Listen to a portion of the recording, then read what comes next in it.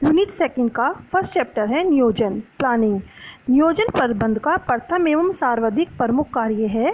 अन्य सभी कार्य इसके बाद ही किए जाते हैं। नियोजन क्या है? नियोजन कल के लिए आज की तैयारी है, अर्थात जो काम हमें कल करना है उसकी तैयारी पहले से करना नियोजन कहलाता है।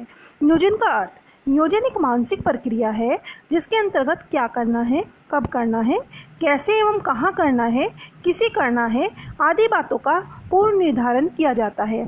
प्रबंध एवं प्रशासन के क्षेत्र में नियोजन से आशय निर्धारित लक्ष्यों की प्राप्ति के लिए वैकल्पिक उद्देश्यों, नीतियों, कार्यविधियों एवं कार्यक्रमों में से सर्वोत्तम का चुनाव करने से लगाया जाता है। परिभाषा कुंटज एवं ओडोनेल के अनुसार नियोजन एक बौद्धिक प्रक्रिया है जो उद्देश्यों, तथ्यों एवं सुविचारित अनुमानों पर आधारित भावी कार्यपथ का निर्धारण है। बिली गोइटेज के अनुसार नियोजन मूलतः चयन करना है और नियोजन की समस्या तब पैदा होती है जबकि वैकल्पिक कार्यपथ की खोज होती है। नियोजन का स्वभाव व लक्षण, nature and characteristics of planning. नियोजन की विशेषताएं निम्नलिखित है। नंबर 1, बौद्धिक प्रक्रिया, इंटेलेक्चुअल प्रोसेस। नियोजन एक बौद्धिक एवं मानसिक प्रक्रिया है जो भविष्य के विषय में निर्णय लेने से संबंधित होती है। एक गहन चिंतन, तथ्यों के सारगर्भित विश्लेषण और भावी प्रवृत्तियों के सुविचारित अनुमान से पूरित होती है, अर्थात बौद्धिक प्रक्रिया यानी दिमाग से निर्णय लिए जाते हैं, यही नियोजन है। नंबर 2, चयनात्मक प्रक्रिया, सिलेक्टिव प्रोसेस। नियोजन के अंतर्गत उद्देश्यों, नीतियों, कार्यविधियों, नियमों, कार्यक्रम, रणनीतियों एवं विधियों के विविध विकल्पों में से सर्वोत्तम का चयन किया जाता है। विभिन्न विकल्पों में से सर्वोत्तम का चयन करना नियोजन है। नंबर 3, सर्वोपरिता एवं निरंतरता, प्राइमेसी एंड कंटिन्यूटी। नियोजन प्रबंध का प्राथमिक कार्य है और निरंतर चलने वाली प्रक्रिया है। नियोजन प्रबंध के सभी कार्य में पहला स्थान रखती है। प्रबंध के अन्य कार्य संगठन, निर्देशन, समन्वय, नियंत्रण, स्टाफिंग, अभिप्रेरणा आदि सभी नियोजन के बाद ही किए जाते हैं। सर्वव्यापकता, परवेसिवनेस। नियोजन का चौथा लक्षण इसकी सर्वव्यापकता और साथ ही सार्वभौमिकता का होना है। यह समस्त प्रबंध को समस्त प्रकार के संगठनों के प्रबंध के सभी स्तरों का आवश्यक कर्तव्य है। भविष्य के प्रति प्रतिबद्धता, कमिटमेंट टू द फ्यूचर। नियोजन उपक्रम को भूत, वर्तमान और भविष्य से जोड़ते हुए उसे भविष्य के लिए प्रतिबद्ध बनाता है। भावी लक्ष्य ही तो उपक्रम के साध्य होते हैं जबकि नियोजन साधन होते हैं। अन्य लक्षण, अदर्स। नंबर 1, निर्णय नियोजन का अंग है। नंबर 2, नियोजन व्यवहारिक है। नंबर 3, नियोजन मानसिक प्रक्रिया है। नियोजन प्रक्रिया में निहित आवश्यक चरण, essential steps involved in planning process.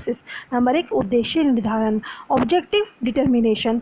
नियोजन किसी न किसी उद्देश्य के लिए किया जाता है। संस्था का मूल उद्देश्य लाभ प्राप्त करना है और अधिक से अधिक बिक्री करना है। इस उद्देश्य के लिए ही नियोजन किया जाता है। पूर्वानुमान लगाना, फोरकास्टिंग। पुराने आंकड़ों के आधार पर भविष्य का पूर्वानुमान लगाया जाता है कि आगे पिछले साल कितनी बिक्री थी और इस साल कितनी बिक्री होगी अनुमानित। विकल्पों का निर्धारण, डिटर्मिनेशन ऑफ अल्टरनेटिव्स।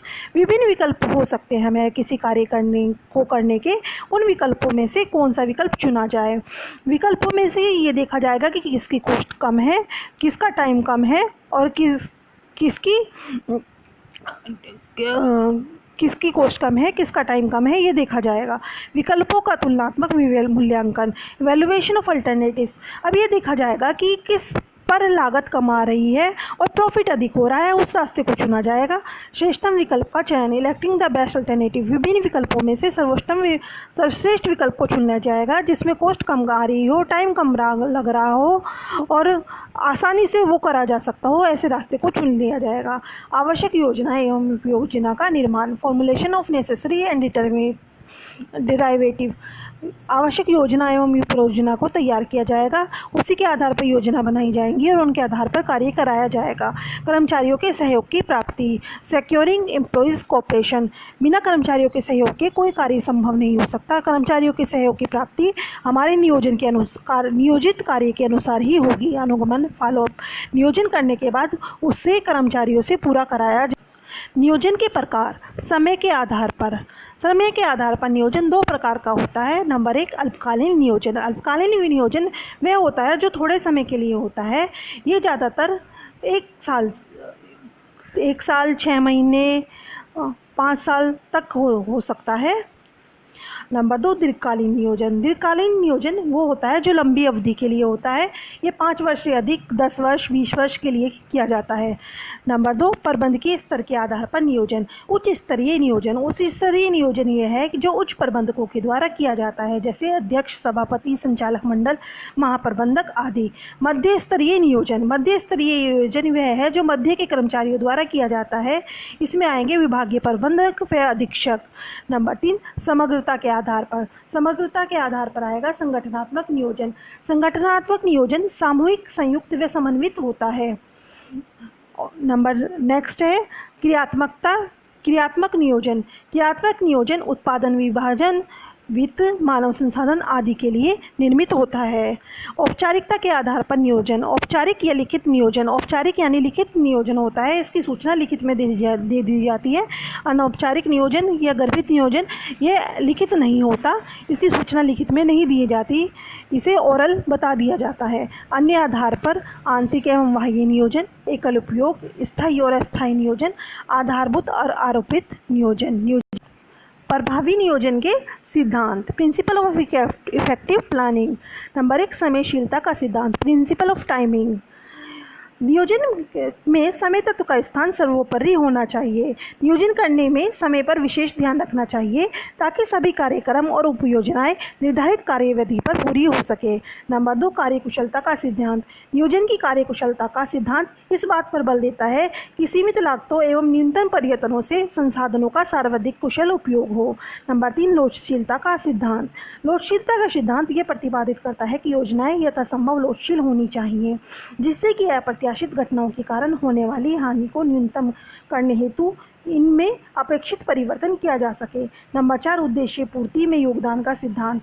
नियोजन का मूल ध्येय भविष्य में उपक्रम के उद्देश्यों की प्राप्ति में योगदान देना होता है और किसी भी नियोजन को जब तक उद्देश्य उन्मुख नहीं किया जा सकता, जब तक वे अच्छे परिणाम नहीं दे सकता। नंबर 5 स्वीकार्यता का सिद्धांत।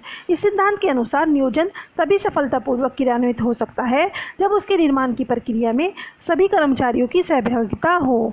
नियोजन आधारों का सिद्धांत। इस सिद्धांत के अनुसार नियोजन के आधार पर मान्यताओं का सही, स्पष्ट व पूर्ण ज्ञान होना चाहिए।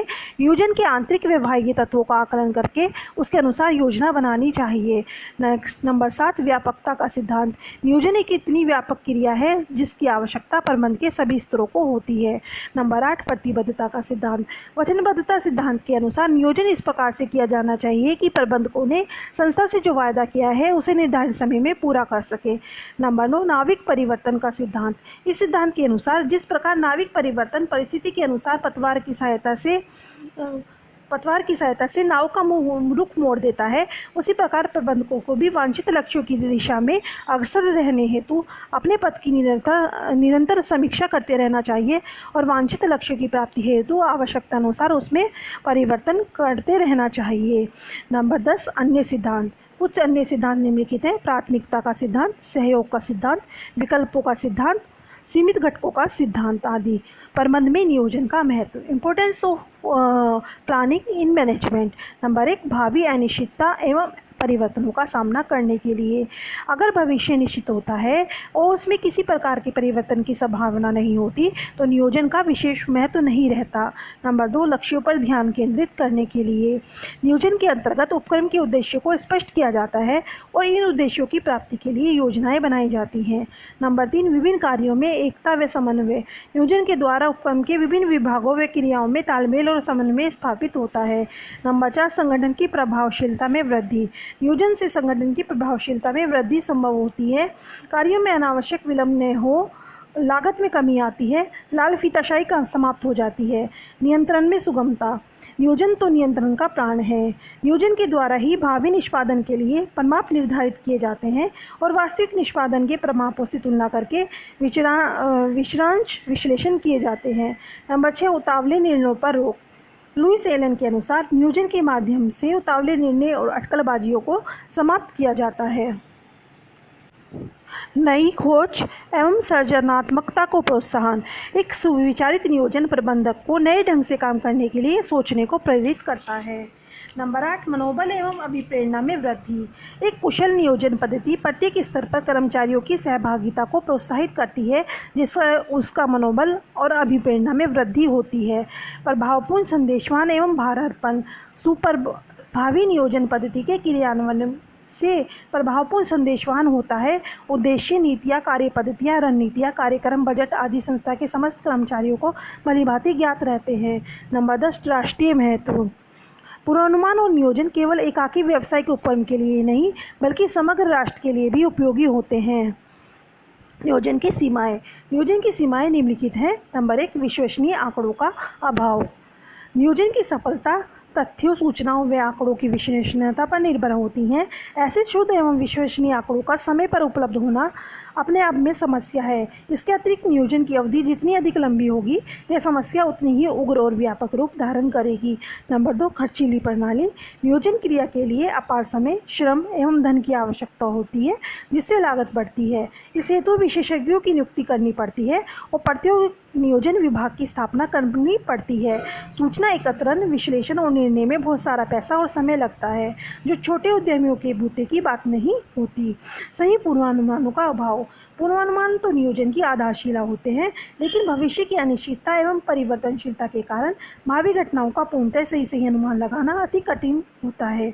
सर्वोत्तम विकल्प के चुनाव में कठिनाई। नियोजन के अंतर्गत उपलब्ध विकल्पों का चयन करना एक विकट समस्या है। आज जिस विकल्प की सर्वोत्तम माना जाता है, हो सकता है कि कल वह परिवर्तित दशाओं में सर्वोत्तम न रहे। आलोचपूर्णता।